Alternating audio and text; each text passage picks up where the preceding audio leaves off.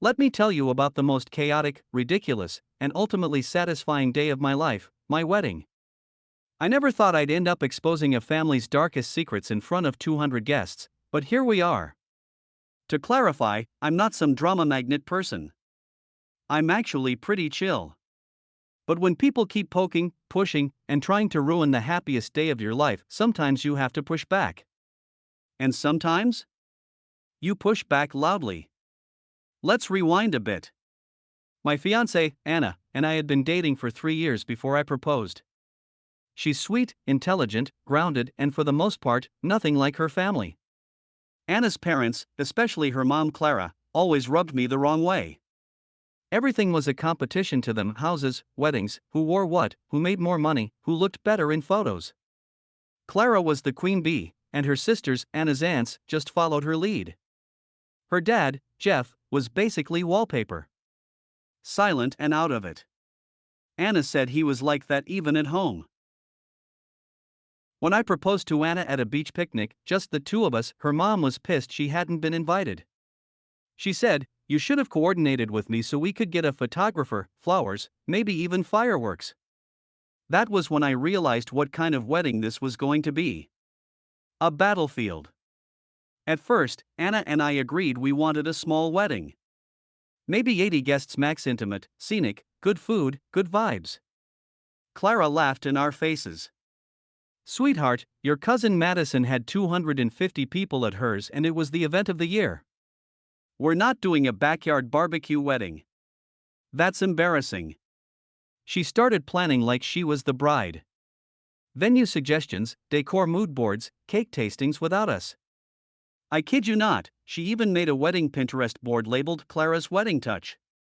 Anna tried to set boundaries, but every time she pushed back, her mom guilted her. Clara said, "I gave up so much for you, and you can't even let me help with the most important day of your life?" Anna would cave and I'd stay quiet to keep the peace. I regret not being firmer from the start.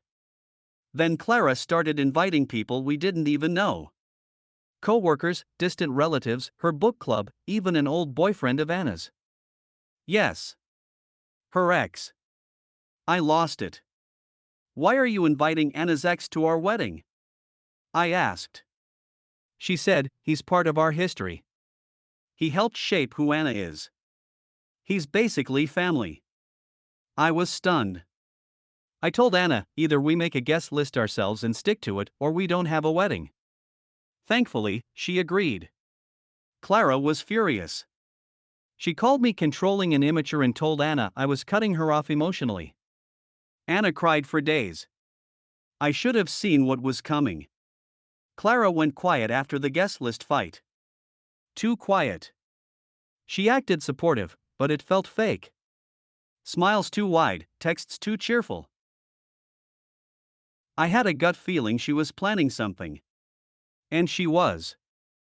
About 2 weeks before the wedding, our photographer, who was a mutual contact of a friend, called me in confidence. He said, "Hey, not sure if I should say anything, but Clara reached out to me privately. She offered me extra money to send her copies of the raw footage and unedited photos before you see them." I was stunned. She was trying to control our memories. Probably to edit out anything she didn't like or to spin a story of how she saved the day. That was the tipping point. I decided then, if she wanted war, she'd get it. But I wouldn't start it. I'd just prepare for the moment she inevitably would. The wedding day arrived. Everything seemed perfect. Anna looked stunning, and our venue, a beautiful lakeside garden, looked like a fairy tale. Everyone was seated. Music played. Emotions ran high. Then came the reception. And the sabotage began. First, the seating chart was tampered with. Our printed cards were shuffled. People who shouldn't be near each other were seated together. Anna's friend, who was vegetarian, was seated at a table that had pork as the only option. Then, when the DJ started the first dance song, we heard the wrong song. Not the one we'd practiced. Instead, it was the same song Anna had danced to at her high school prom. With her ex. Coincidence? I think not. I saw Clara in the back, holding a glass of champagne, smirking. I walked over and calmly asked, "What are you doing?" She said, "Just enjoying the night, dear." "You're so tense." Smile a little. That was it. I walked to the mic. Anna saw me and looked confused. I whispered to her, "Just trust me. I love you." Then I tapped the glass and said, "Good evening, everyone. I wasn't going to do a speech tonight because we wanted to keep things simple, but I've changed my mind. I have something important to share." The room got quiet. Clara's smile started to fade. I said, "Planning a wedding is tough, right? But you learn a lot about people. Who supports you, and who wants the day to be about them. Some of you know we had drama over the guest list. Some of you probably weren't even meant to be here, but got invites anyway. We've had songs swapped, food preferences ignored, and people trying to edit our memories before they're made." At this point, I saw Clara walking quickly toward the DJ booth. But the mic was wireless. Too late. I said, "And for those wondering why Anna's high school ex is sitting at table 3 when we specifically left him off the list, it's because Clara thought he was more important than our wishes." Gasps. Clara froze. People started whispering. But I wasn't done. Oh, and for transparency's sake, Clara also offered to pay our photographer under the table to get private access to our wedding photos, before Anna or I could see them. Dead silence. Clara turned white. "So I just want to say this, Anna and I love each other. This day is about us. And no matter how many games or manipulations get thrown our way, we're moving forward with love, not lies." People clapped. Some looked shocked. Some looked proud. Anna walked up, took the mic, and said, "And for the record, I didn't know he was going to do this. But I'm glad he did. Mom, this day is not about you.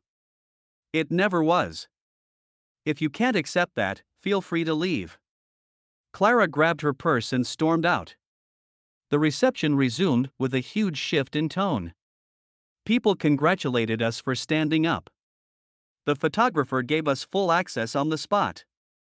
Anna and I danced to a new song we picked together that morning, just in case. In the days following the wedding, drama exploded on both sides. Clara told family we humiliated her. But after hearing the full story, most people sided with us. Some even sent messages apologizing for not seeing how bad she'd been. Anna's relationship with her mom is strained now, but honestly, it's healthier. She said she feels freer than ever. As for me, I don't regret a single word. Sometimes people say don't air dirty laundry in public. But when the sabotage happens in public, I think you get to respond on the same stage. And if Clara didn't want her secrets revealed, maybe she shouldn't have worked so hard to make our wedding hers. We're happily married now. No edits, no filters, no lies. Just love. And one hell of a reception speech.